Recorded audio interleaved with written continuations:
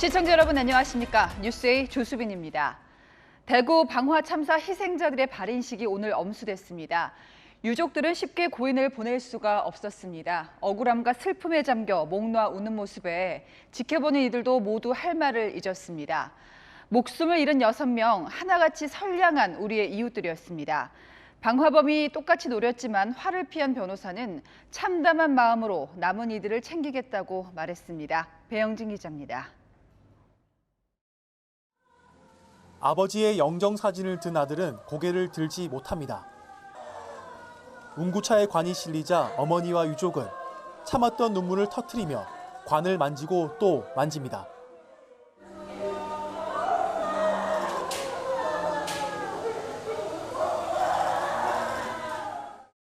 지켜보던 이들도 말없이 눈물을 훔칩니다. 또 다른 유족은 차마 관을 놓지 못한 채 통곡하고 비통하고 억울한 심경에 탄식을 쏟아냅니다.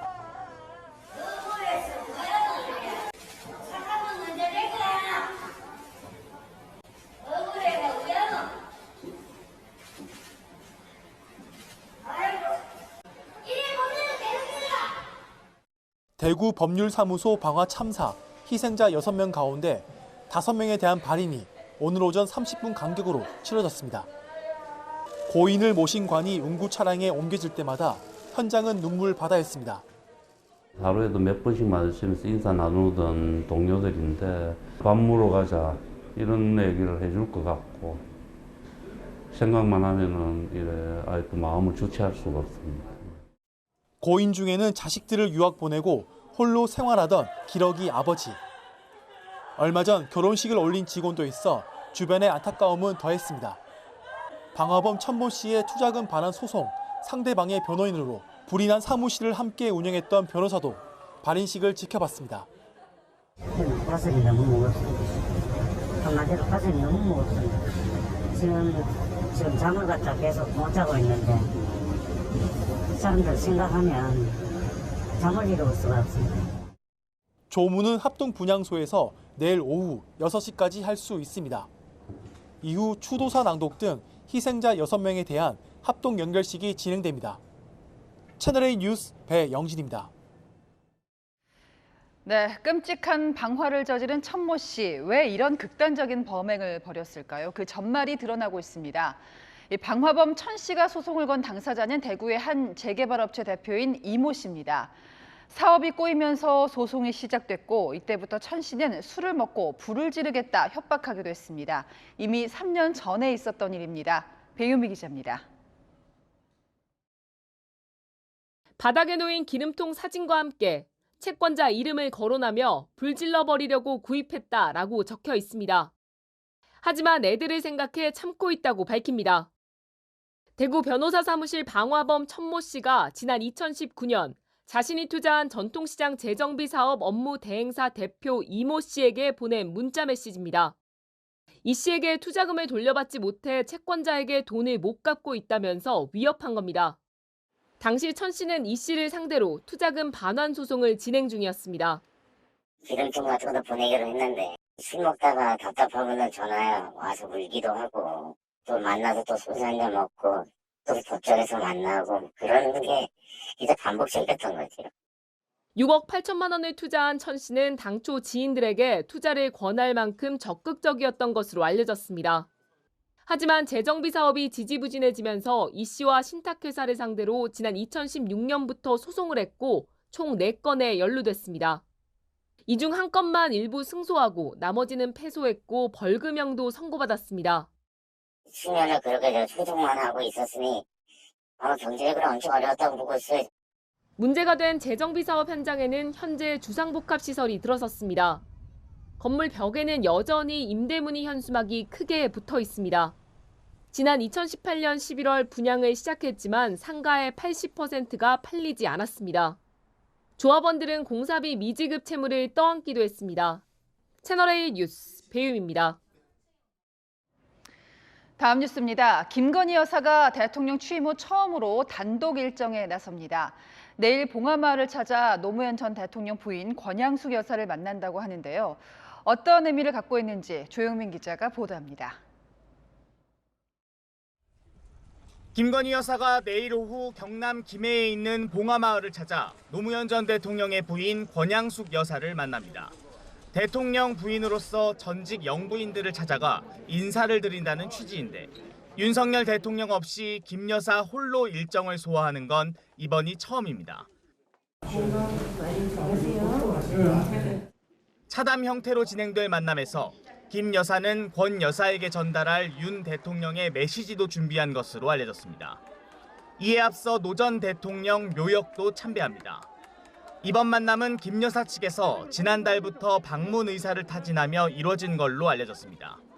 앞서 윤 대통령은 대선 후보 시절이던 지난해 11월 봉화마을을 찾았지만 권 여사의 일정 문제 등으로 만나지 못했습니다. 국민의 그 사랑을 가장 많이 받으신 분이 아닌가.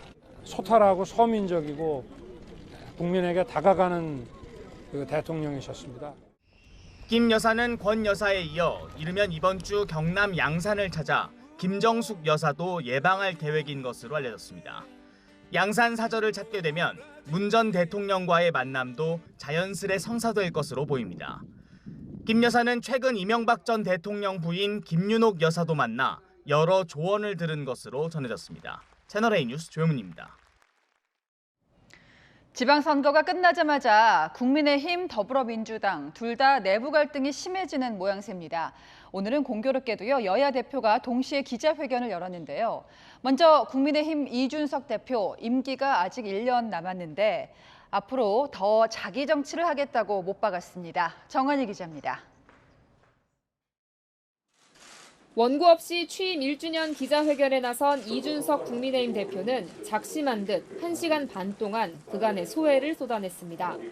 저한테 자기 정치한다고 그렇게 막 얘기하시는 분도 있는데요. 이제 제대로 자기 정치 한번 해보겠습니다. 제 의견의 색채는 더 강해질 것이다.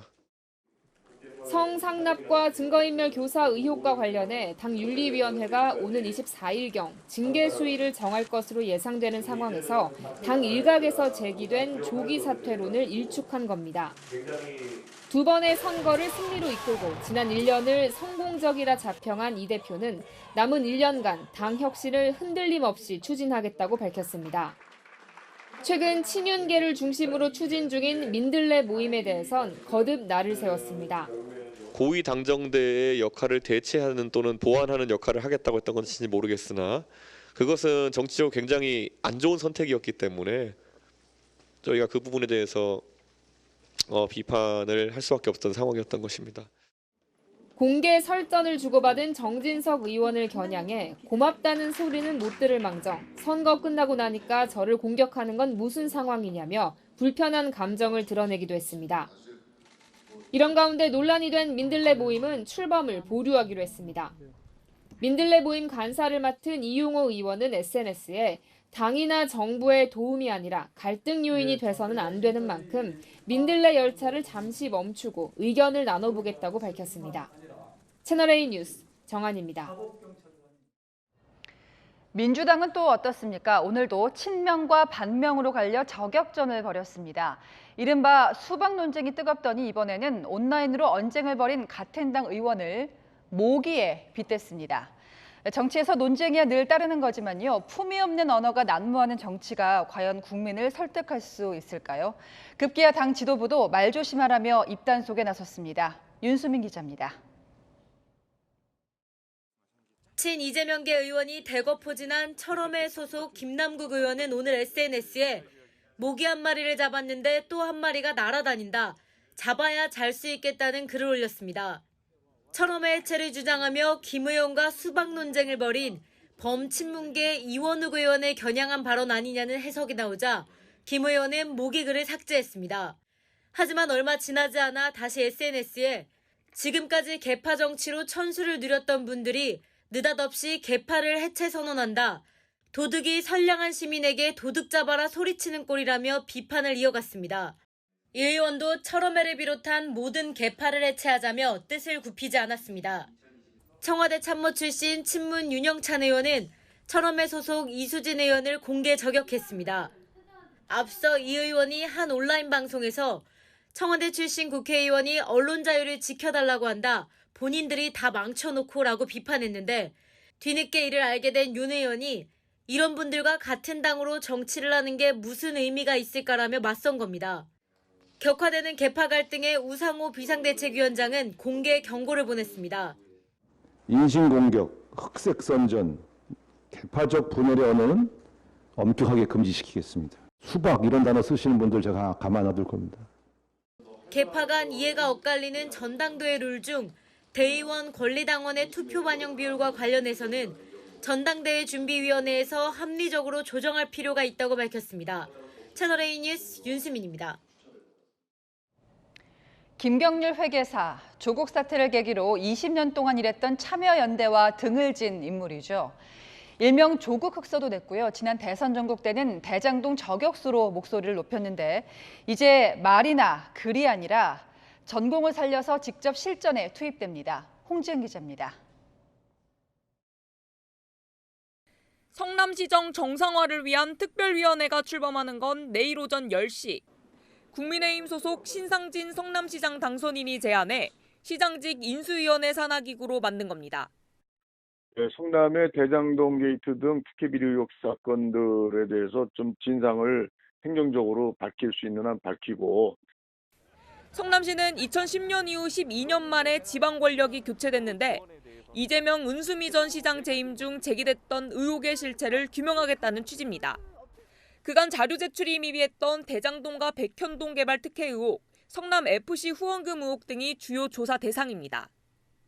위원회의 자문위원으로는 조국 흑서의 저자인 김경률 회계사가 위촉됐습니다.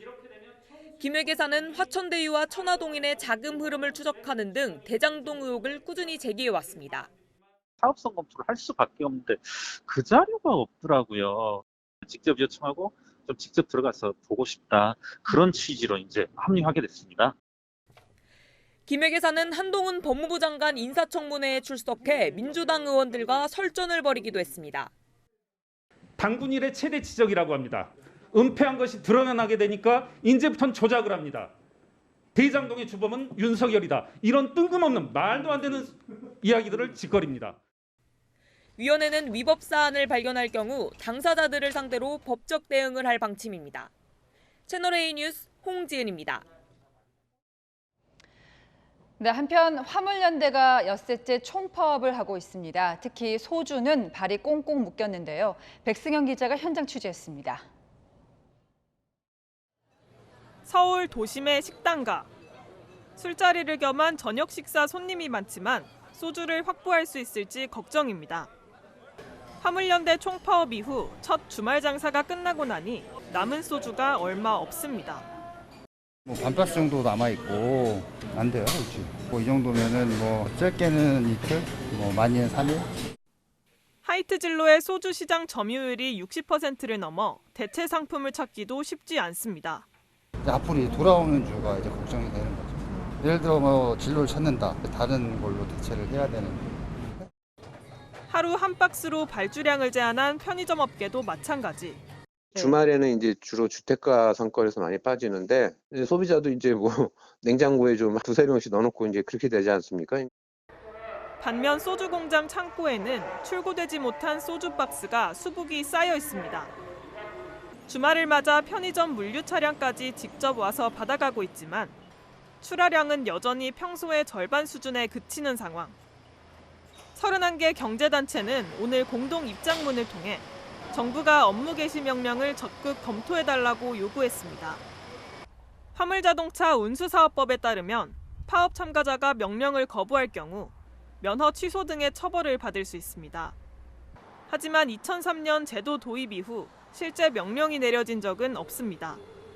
어제 오후 8시 기준 화물연대 조합원 46명이 불법 행위로 체포된 가운데 정부와 화물연대는 4차 협상을 이어가고 있습니다. 채널A 뉴스 백승현입니다. 여기다 주유소 기름값이 3,000원이 넘는 것도 시간 문제입니다. 유류세도 이미 깎아줬는데 정부가 더 내놓을 카드도 마땅치 않습니다. 김유빈 기자입니다. 서울의 한 주유소, 휘발유 가격이 리터당 2,965원입니다.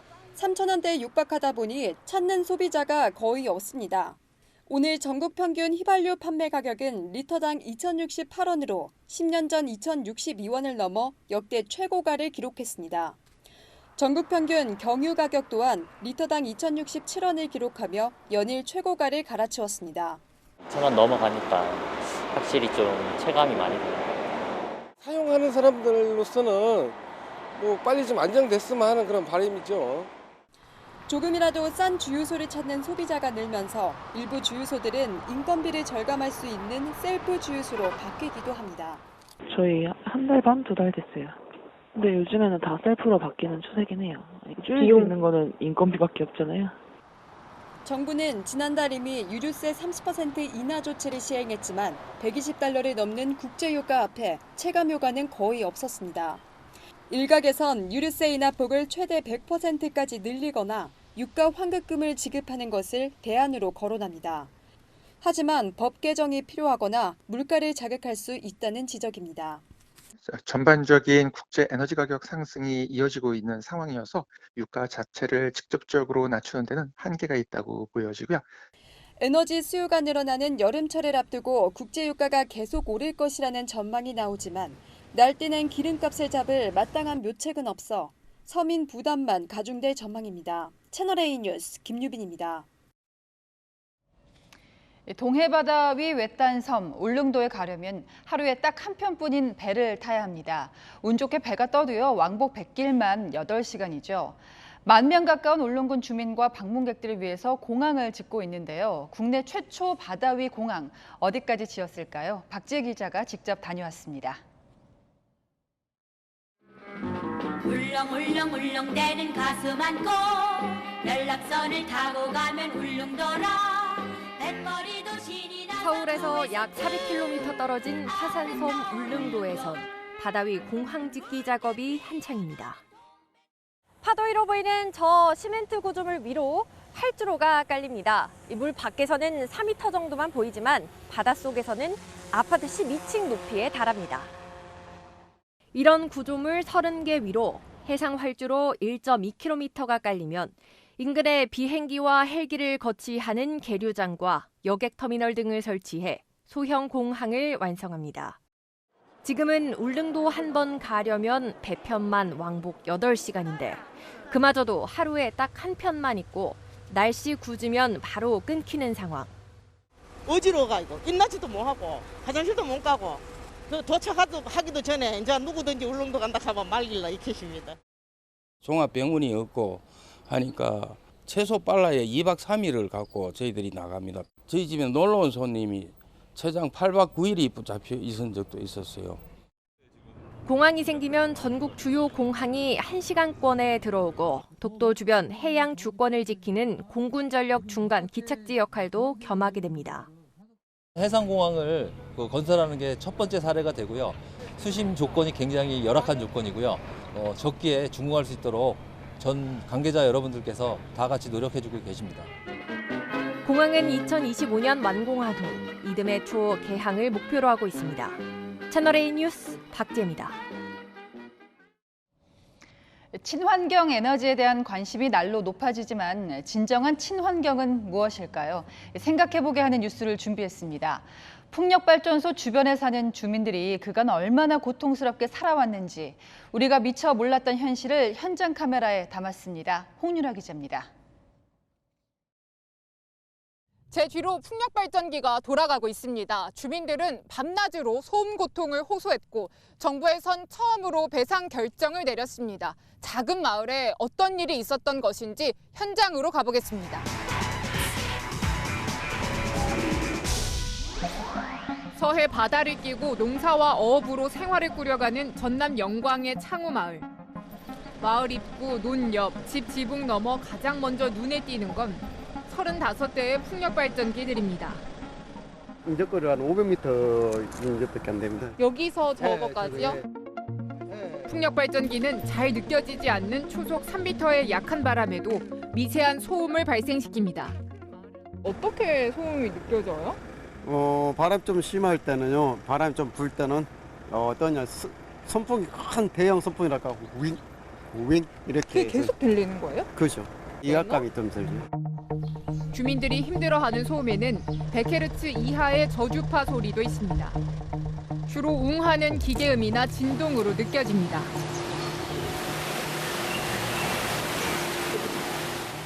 보통 비행기 뜰 때 윙 소리 나는 거 그런. 못 잔 게 수문제 사다 놓고 산다는 게 지금? 어떤 거요? 수문제 약 잠자는 약을 사다 놓고 그래도 안 돼. 정부가 2개 마을에서 저주파 소음을 측정했는데 최대 80dB를 넘겼습니다. 사람이 받아들일 수 있는 기준인 45dB에 2배 가까운 수치입니다. 야간에 창을 열어놓고 생활하신다라고 가정했을 때는 층간소음보다 훨씬 더 괴로운 상황이다 이렇게 이제 보시면 되겠네요. 발전기와 마을 간 거리도 소음 발생 원인 중 하나입니다. 환경부는 마을에서 1.5km 떨어진 거리에 풍력 발전기를 설치하라고 권고하고 있지만 이곳은 마을에서 500m밖에 떨어지지 않았습니다. 환경부 분쟁조정위원회는 풍력발전 사업자에게 마을 주민들의 가구당 최대 115만 원을 배상하라고 결정했습니다. 발전기 운영사 측은 소송을 포함해 대응 방안을 검토 중이라고 밝혔습니다. 결정 된 건 없습니다. 검토하는 단계죠. 내부적으로 검토하는 단계라고 보면 됩니다. 강원도 평창 태계산에서 돌아가고 있는 풍력 발전기들. 1km 이내 거주하는 주민들이 소음 고통을 호소하고 있습니다. 아주 참 듣기 싫은 소리 그런 거예요. 배상 판결 난 거는 굉장히 환영하는데 제가 볼 때는 그것도 부족해요. 1억 몇천 그게 배상입니까? 2011년 33곳이었던 국내 풍력단지는 해마다 증가해 지금은 109곳에 달하고 있습니다. 친환경 대체 에너지인 풍력 발전에 대한 환경 영향과 사업성 재평가가 필요하다는 지적이 나옵니다. 현장 카메라 홍윤아입니다. 경북 칠곡에서는 20대 조카가 고모와 고모부를 살해한 뒤 극단적인 선택을 했습니다. 주말 사건 사고 공국진 기자가 종합합니다. 집 대문과 창문 곳곳에 출입 통제선이 설치돼 있습니다. 경북 칠곡군의 단독주택에서 사망자가 있다는 신고가 접수된 건 오늘 오전 4시 9분쯤. 119 구급대원은 주택 내부에서 50대 남녀를 발견했지만 이미 심정지 상태였습니다. 저는 거동 불편, 피 흘리고 집안에 누워 있으니 의료 지도받아 심폐소생술 유보했는 상태고 경찰한테 인계를 했거든요. 현장을 수색하던 경찰은 오전 5시 2분쯤 주택 옥상에서 20대 남성 1명이 숨져 있는 걸 추가로 발견했습니다. 경찰은 20대 조카가 고모와 고모부를 흉기로 숨지게 한 뒤 극단적 선택을 한 것으로 보고 범행 동기를 수사 중입니다. 인도에 심하게 부서진 차량이 뒤집혀 있고 잔해물이 어지럽게 널려 있습니다. 어젯밤 9시쯤 충북 청주시의 교차로에서 SUV 차량이 좌회전을 하던 경찰차와 충돌한 뒤 인도를 덮쳤습니다. 이 사고로 SUV 차량의 여성 운전자와 해인 등 2명이 숨졌습니다. SUV 차량 운전석 뒤쪽 카시트에 타고 있던 18개월 남자아이와 경찰관 2명은 가벼운 부상을 당했습니다. 경찰은 숨진 여성의 혈액을 채취해 음주운전 여부를 조사하고 있습니다. 채널A 뉴스 공국진입니다. 특히 여성이라면 직장에서 성희롱을 당하거나 그게 아니더라도 애매하고 불쾌한 경험 한 번쯤은 한 적이 있으실 건데요. 막상 당한다고 신고하기가 어디 쉽습니까? 이렇게 쉽지 않은 직장 생활 통계로도 드러났습니다. 백승호 기자입니다. 지난 2019년 상사에게 직장 내 성희롱을 당한 A씨. 1년 넘게 고민한 끝에 회사에 문제 제기를 했지만 묵살됐습니다. 이 제기하는 이 내용이 업무 방해다. 너가 나의 업무를 방해하고 있다라고 메일을 저한테 회신해 주시더라고요. 회식비를 줄 테니 가해자인 상사와 풀라는 얘기를 들었습니다. 가해자 측 편만 들고 묻어버리고 싶은 거예요. 회사는 상사 편이지 부하를 내치지 상사를 내치진 않는다. 네가 상사 비위를 좀 잘 못 맞춘 것 같네. A씨는 노동청에 신고했고 즉시 조사를 실시하지 않은 사업체 대표에게 과태료가 부과됐습니다. 하지만 A씨의 경우와 달리 노동청에 신고된 성희롱 피해가 처분까지 이어지는 경우는 많지 않습니다. 지난해 1월부터 올해 3월까지 노동청에 접수된 성희롱 신고 총 1,046건 중 687건, 10명 중 6명 이상이 사건 진행을 중도에 포기하는 것으로 나타났습니다. 성희롱으로 인정되거나 사업주에게 과태료가 부과된 건 12.3%에 불과합니다. 신고인들이 비밀이 유지될 것인지에 대한 두려움이 있는 것 같고요. 근로감독관이 진행을 하면서 좀 강압적 태도가 있지 않았나 싶고. 직장갑질 119도 제보 이메일을 분석한 결과 직장 내 성희롱 신고 후 불리한 처우를 당한 이들이 10명 중 8명이 넘는 것으로 집계됐다고 밝혔습니다. 채널A 뉴스 백수입니다.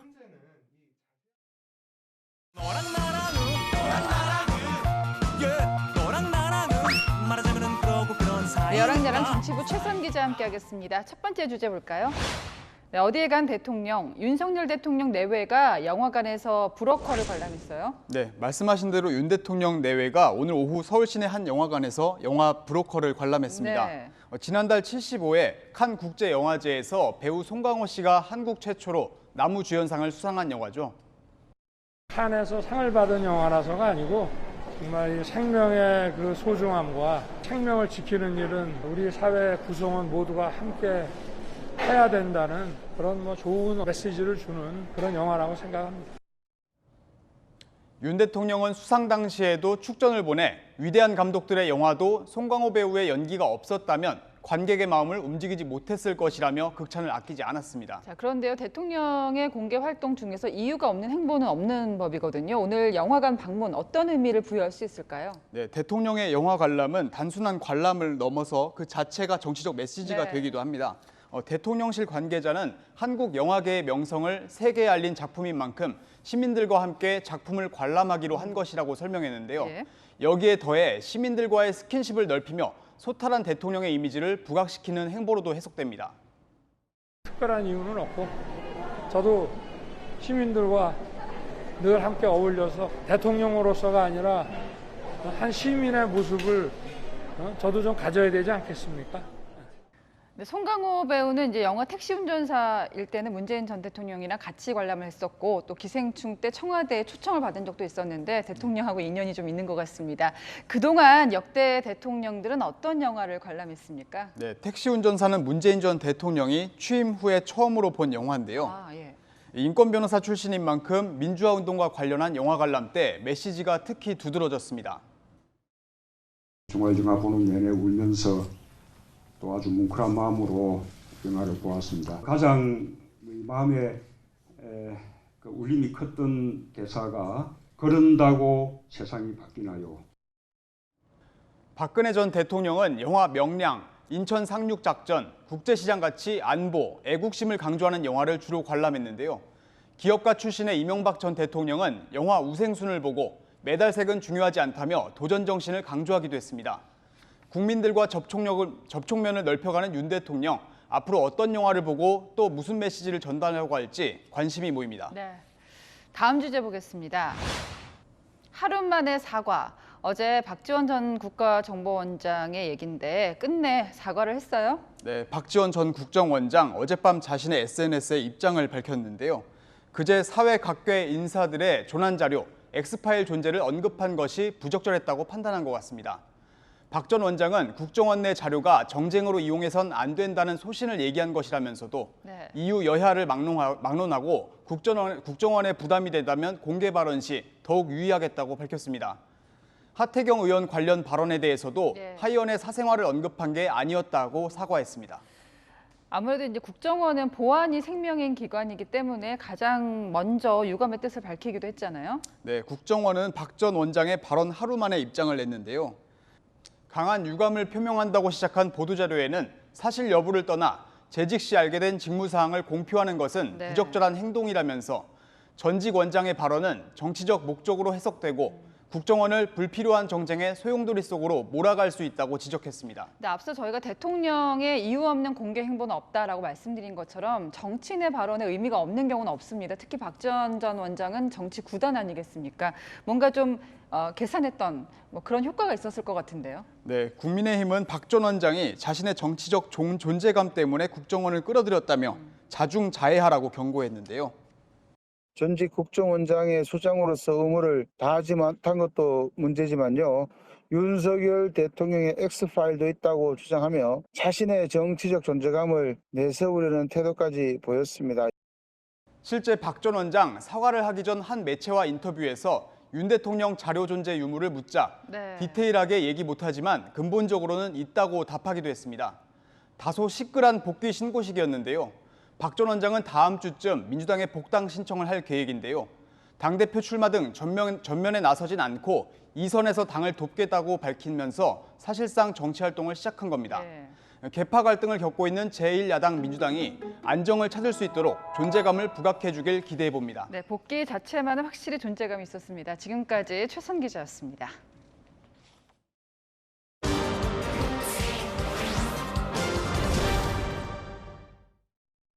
하늘의 별 따기라는 말이 있는데요. 이제 하늘의 별 대신 비행기표를 따야 되는 걸까요? 하늘길이 2년 만에 풀렸지만 돈 있어도 표를 못 구하는 건 세계 어디나 마찬가지입니다.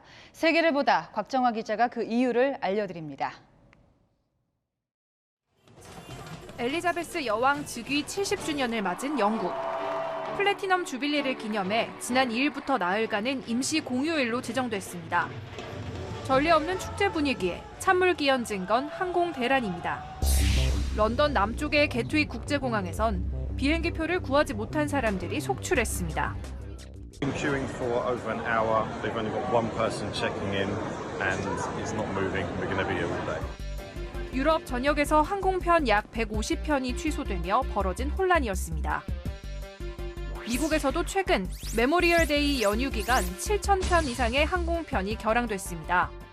예를 들면 하루에 5편이 움직이는데 2번으로 비행기를 모른다든가 그런 항공사에서 자체적으로 그걸 줄이기 때문에 손님들이 불편하시죠. 코로나19로 봉쇄됐던 하늘길이 열리며 여행 수요가 급증했지만 항공 인프라가 이를 뒷받침하지 못하는 겁니다.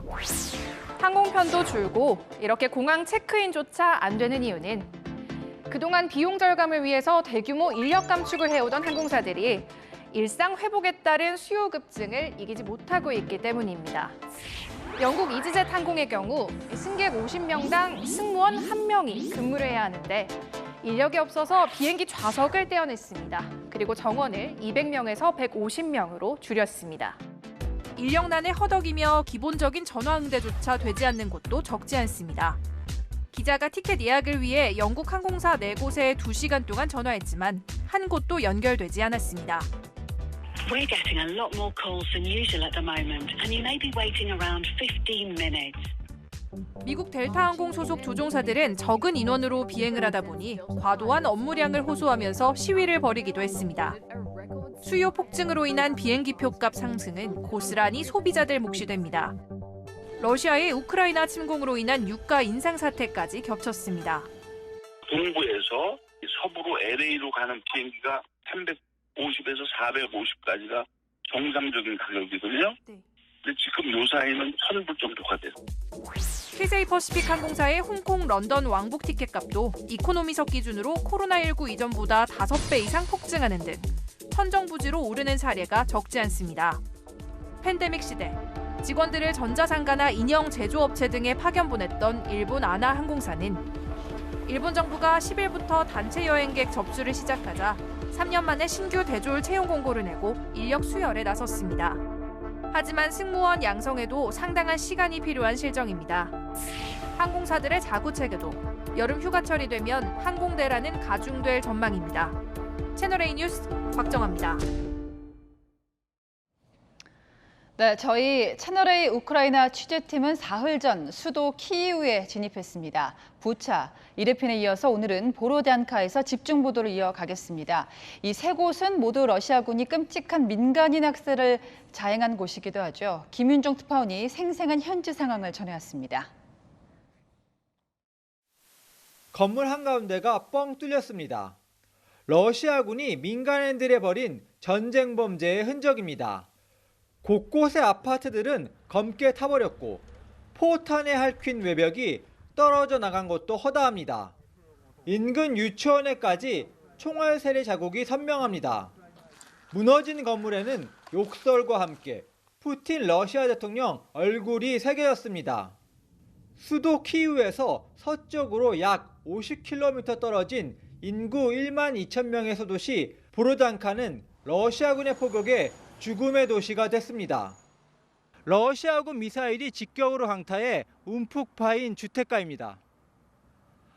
다음 달 우크라이나군이 러시아군 보급망을 공격하면 이곳은 다시 전쟁의 화마에 휩쓸릴 가능성이 높습니다. 주민들은 러시아군 미사일이 지하 은신처까지 포격해 이웃 18명이 죽었다고 분개했습니다. Думка по поводу того, чи нападуть нас, чи не нападуть, моя думка така, що нападуть. Тому що у Путіна назад.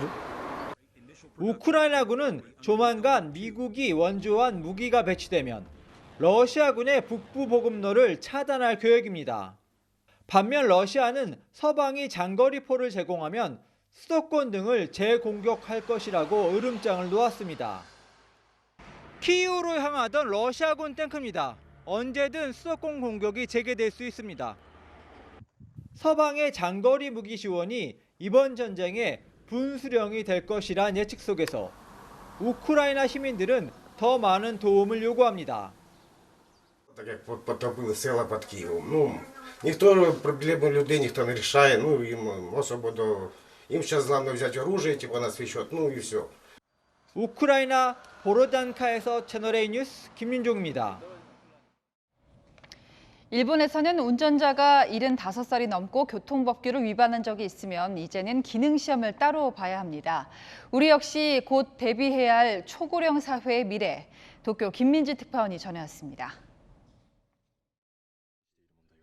멈추지 않고 횡단보도로 돌진하는 차량.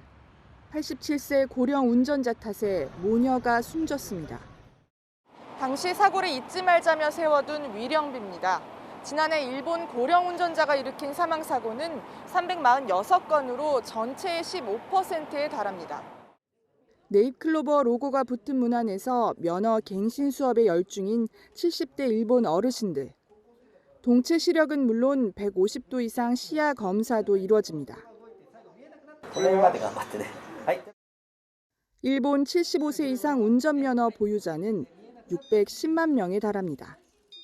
ゴルフに行くので車運転できないとゴルフできないなっていう。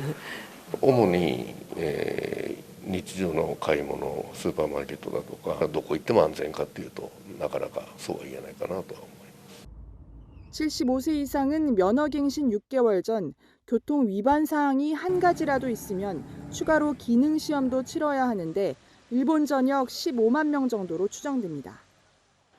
일본의 75세 이상 고령 운전자를 대상으로 한 운전 기능시험을 제가 직접 체험해 보겠습니다. 6가지 코스 중 엑셀과 브레이크를 번갈아 밟아 10cm 턱을 오르는 게 가장 어렵습니다. じゃあやってみようか。はい。もう一回アクセルガーン。